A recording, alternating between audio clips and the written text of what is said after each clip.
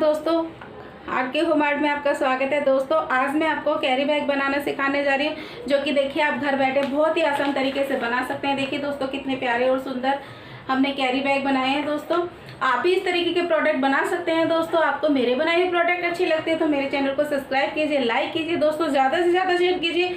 हमने घर में पड़े हुए वेस्ट मटेरियल और कुछ पुराने कपड़ों से बनाए थे। दोस्तों बिना टाइम वेस्ट किए चलिए हम बनाते हैं कैरी बैग।